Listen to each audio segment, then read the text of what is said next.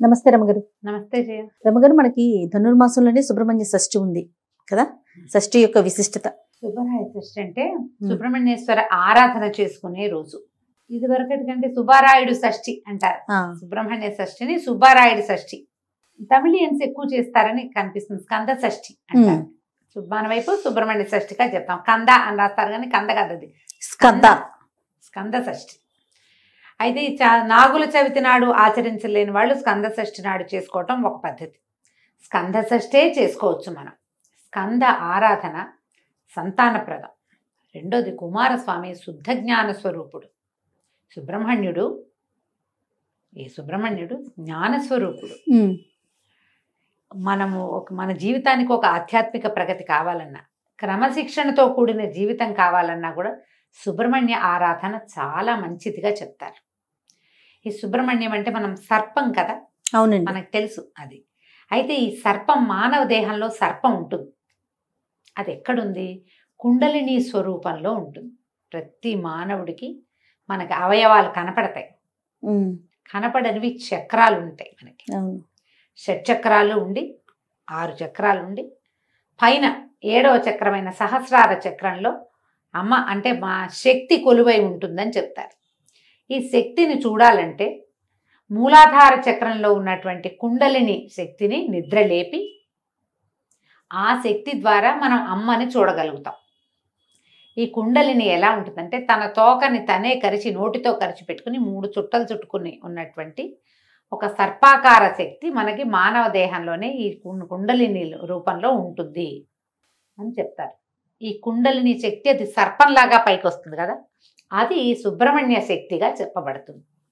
జ్ఞానం కలిగినప్పుడే, మనలో జ్ఞానం వికసించినప్పుడే మనం ఈ చక్రము ఆ చక్రాన్ని సరిచేయటము, అది మిగిలిన చక్రాలను భేదనం చేసుకుంటూ ఆ చక్రంలోంచి ఈ కుండలిని శక్తి బయటకు వచ్చి ఒక్కొక్క చక్రాన్ని దాటుకుంటూ చక్రభేదనం చేస్తూ తురీయ స్థితికి పై దాకా అది రావాలి అంటే కనుక జ్ఞానం కావాలి మనుషులకి. అంతేగా. మనం ఈ కుండలిని భేదన చేసిన వాడు, చక్రభేదనలు చేసిన వాళ్ళు మన చుట్టుపక్కల కొంతమంది మహానుభావులు కనపడతారు. సాధారణంగా చక్రభేదన జరిగినప్పుడట షట్చక్రాలను ఒక్కో చక్రాన్ని భేదించి శక్తి పైకి వస్తున్నప్పుడు ఒక్కొక్కళ్ళకి కొన్ని రకాల శక్తులు వస్తాయి. ఆ శక్తులకి లోబడిపోతారు చాలా మంది. శక్తికి లోబడి అది ప్రదర్శనకి పూనుకుంటారు. ఓకే. లేదా చుట్టుపక్కల వాళ్ళు ఎవరైనా సరే దాన్ని ప్రబోధిస్తారు, ఓహో నువ్వు అద్భుతమైన వాడివని. వెంటనే వీళ్ళకి అహంకారం మాయ వాళ్ళని పైకి ఎక్కనివ్వదన్నమాట. అహంకారానికి లోనయ్యి అది అక్కడే ఉండిపోతారు. ఉండిపోయి ఆ శక్తులు ప్రదర్శన అంతే. ఇంకా తర్వాత ఇంకా ఉపాసన పైకి వెళ్ళటము, సహస్రారంలో శక్తిని అసలైన అమృతాన్ని అందుకోవటం చేయలేకపోతారు. చక్రభేదనం జరుగుతుంది చాలా మందికి, చక్రాలు వెళ్తాయి. కానీ ఎక్కడ ప్రతి చోట వచ్చేసరికి ఒక్కొక్క చక్ర భేదన జరగంగానే ఒక్కో రకమైన శక్తి ఆవిష్కారం జరుగుతుంది. ఆ జరిగిన శక్తి ఆవిష్కారానికి లోబడి మాయకి లోబడి ఉన్న వాళ్ళు అక్కడే ఆగిపోతారు. సుబ్రహ్మణ్య ఆరాధన వల్ల మాయని తొలగించుకుని మనం మనుషులు ఆ అమ్మవారిని చూడగలుగుతారు, అమృతత్వాన్ని సాధించగలుగుతారు. మనకెంతో మంది గురువులు చాలామంది కనిపిస్తారు. వీళ్ళందరూ కూడా అంటే చాలామంది జనాల్ని ఆకర్షించగలిగిన వాళ్ళు, ఎక్కువ మంది జనాలు వాళ్ళ చుట్టూ చేరుతారు. వీళ్ళకి వాళ్ళంతటా వాళ్ళకే సహజంగానే చక్రభేదం జరిగిన వాళ్ళు అయి ఉండొచ్చు, లేదా ఉపాసన ద్వారా చక్రాలని భేదించిన వాళ్ళు కూడా అయి ఉండొచ్చు. ఈ ఎప్పుడైతే జనము గుమికూడటము చాలామంది వేరే రకరకాల మార్గాలు వచ్చినాయో ఏ స్థాయికి వెళ్ళారో ఆ స్థాయిలో ఉండిపోతారు. మనం ఎంతో మందిని గమనిస్తాం, పెద్దవాళ్ళని చూస్తాం, వాళ్ళలో విపరీతమైన జనాకర్షణ ఉంటుంది. వాళ్ళు ఏం చెప్పినా వింటారు జనం. అవును, వాళ్ళ వెనకాల పరిగెడతారు, వాళ్ళనే పరమ గురువుగా భావిస్తారు కూడా. ఎంతమంది కనిపిస్తారు వాళ్ళలో కూడా. ఇప్పుడు ఈ అమృతత్వాన్ని సాధించి మనుషుల కోసం ఇలా ఉన్నవాళ్ళు కొంతమంది ఉండుండొచ్చు మహానుభావులుగా, లేదా అమృతత్వాన్ని సాధించలేక ఎంత మటుకు వెళ్ళారో అక్కడే ఆగిపోయిన మహానుభావులు కూడా కొంతమంది ఉంటారు. ఎవరైనా మహానుభావులే, అందులో తేడా ఏం లేదు. కాకపోతే వాళ్ళు ఎంతవరకు వెళ్ళారు ఇంకా ఎంత వెళ్ళాలి అనే జ్ఞానాన్ని సుబ్రహ్మణ్యుడు ప్రసాదిస్తాడని చెప్తారు. మనం ఇప్పుడు మామూలు మనలాంటి వాళ్ళకి ఏం తెలిసే, ఇవన్నీ విని తెలుసుకుని చదువుకుని అంతే. ఈ చక్రము భేదించడం అంటే ఏమిటో సాధారణ మనుషులకు అర్థమే కాదు. అవి నాకు అయిపోయింది అనుకుంటారు.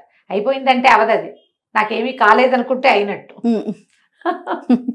ఏమి అవదు, దానికి సమయం పడుతుంది. కానీ ఆధ్యాత్మికమైన ఆలోచనలు, స్పిరిచువాలిటీ వేరు, మనకి డివోషనల్ వేరు కదా, నీకు తెలుసు కదా. అవునండి. భక్తి వేరు, ఇది వేరు. స్పిరిచువల్ థింగ్ అనగానే ఆత్మకి సంబంధించిన జ్ఞానం వేరు, దీన్ని దాటింది. భక్తి అనగానే మన భక్తి ఎక్కడ ఆగిపోతుంది? పువ్వులు, పూజ అక్కడే ప్రసాదాలు ఇక్కడే ఆగుతుంది. దాన్ని దాటి ముందుకెళ్తాం అనేది సుబ్రహ్మణ్య ఆరాధన వల్ల మనకి లభిస్తుంది. ఈ సుబ్రహ్మణ్య ఆరాధన కూడా ఏదో శ్రోత్రియంగా ఏది కనపడుతుందో దాన్ని చేయటం కాకుండా ధ్యానము, తదేక దీక్ష, ఇవి చాలా అవసరం. తరచుగా సుబ్రహ్మణ్య దేవాలయాలు దర్శించే వాళ్ళకి ఆత్మజ్ఞానం వైపు దృష్టి వెళ్ళటానికి అవకాశం ఉంది. ఆయన్ని ఆరాధిస్తే మన ఆధ్యాత్మిక ప్రగతి బాగుంటుంది. దానికోసమే కాకుండా లౌకిక జీవనానికి కావలసినటువంటి సంతానోత్పత్తికి సుబ్రహ్మణ్యుడే అధిదైవం. సంతానం కావాలంటే సుబ్రహ్మణ్యుని ఆశ్రయిస్తే సంతానం కలుగుతుంది. జాతకంలో నాగదోషాలు అవి ఉంటే, కుజదోషము, నాగదోషము కనపడుతుంటాయి, వాళ్ళు తప్పకుండా సుబ్రహ్మణ్య ఆరాధన చేయాలని చెప్తారు. సమీపంలో ఉన్న ఎక్కడ నాగనాథులు ఉంటారు, ఎక్కడ నాగప్రతిష్టలు ఉన్నా అక్కడ పూజించటం. సర్పారాధన, నాగారాధన చాలా మంచివి. సుబ్రహ్మణ్య స్తోత్రాలు కూడా కొన్ని అద్భుతమైన స్తోత్రాలని, సుబ్రహ్మణ్య భుజంగ ప్రయాతము, సుబ్రహ్మణ్య అష్టకం, సుబ్రహ్మణ్య సహస్రనామాలు, సుబ్రహ్మణ్య అష్టోత్తరము, ఏది సులువుగా మీకు చేసుకోగలిగితే అది చేసుకోండి. సుబ్రహ్మణ్య అష్టకం చాలా సులువు, 9-10 శ్లోకాలు చక్కగా నోటికి వచ్చేస్తాయి. రోజు చదువుకుంటే సంతానార్థులైన వాళ్ళకి మంచి ఉపయోగిస్తుంది. మీరు ఏదైనా చేయించుకుంటారు, IVFలు అవి ఇప్పుడు బోల్డ్ వచ్చినాయి కదా, అవి సక్సెస్ అవ్వాలన్నా భగవత్ సహాయం కావాల్సిందేనమ్మా. ఖచ్చితంగా అండి కదా. అందుకని మీరు సుబ్రహ్మణ్య అష్టకం చదువుకోండి, చదువుకుని ఏదైనా చేయించుకోండి. వైద్యానికి వెళ్తున్నారు, అదొద్దు, ఏ హోమియోపతి మందే వేసుకుంటున్నారు, అప్పుడు కూడా సుబ్రహ్మణ్య ఆరాధన చేసుకుంటూ హోమియోపతి వైద్యమే చేయించుకోండి. దానికి వెళ్ళినా దీనికి వెళ్ళినా ఎప్పుడు కూడా భగవత్ సహాయం తీసుకోదలిస్తే సుబ్రహ్మణ్యుడు దీనికి అధిదైవంగా ఉంటాడు. వివాహాలు ఆలస్యమైన, సంతానం లేట్ అయినా, లేదా అబార్షన్లు అయిపోయే వాళ్ళు చాలా మందికి, మిస్క్యారేజెస్ అయిపోతుంది, కొంతమందికి ఎక్టోపిక్ ప్రెగ్నెన్సీ లాంటివి వస్తాయి, వాళ్ళకు కూడా సుబ్రహ్మణ్య ఆరాధన మంచిది, స్కందారాధన మంచిది అనేది మనం ఎప్పుడు చెప్తూనే ఉంటాం. ఎందుకంటే ఈ స్కందుడు ఎన్ని చోట్లకో మారి ఎక్కడ ఇది కాకుండా జన్మించాడు.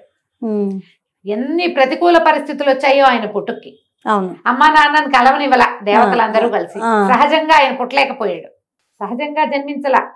శివవీర్యాన్ని శక్తిలో నిక్షేపితం చేయలేకపోయారు, పార్వతిలోకి రానివ్వలా దాన్ని. ఆ శివవీర్యం భూమి మీద పడింది, అగ్నిదేవుడు భరించాడు, అక్కడి నుంచి గంగానదిలోకి చేర్చారు. ఆవిడ శరవణంలో వదిలిపెట్టింది, దాన్ని అక్కడ వదిలేసింది, శ్వేతపర్వతం ఎక్కడ వదిలిపెట్టేసింది.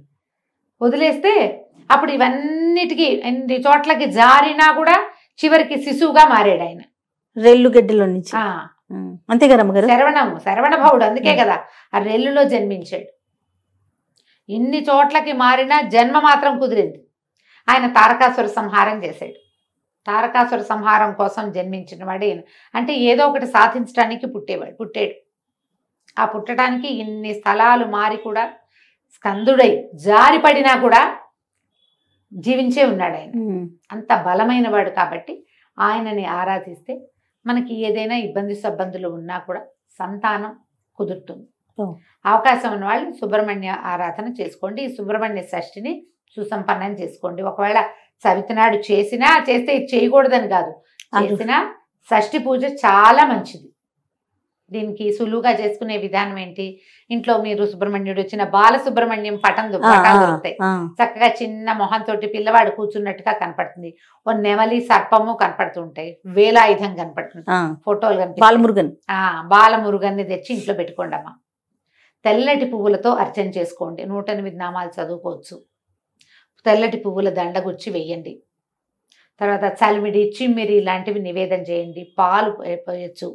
చిన్న వెండి పడగ తెచ్చుకుని ఆ పడగను పెట్టుకుని నామాలు చదువుతూ పడగకి పాలు పోయండి. ఎక్కడైనా పుట్ట ఉంటే దగ్గరలో పుట్టలో పాలు పోసరండి. నాగప్రతిష్టలు దేవాలయాల్లో రావి చెట్టు కింద కనపడతాయి, అక్కడ కాసిన పాలు పోసేయకండి, పోయండి కాసిని.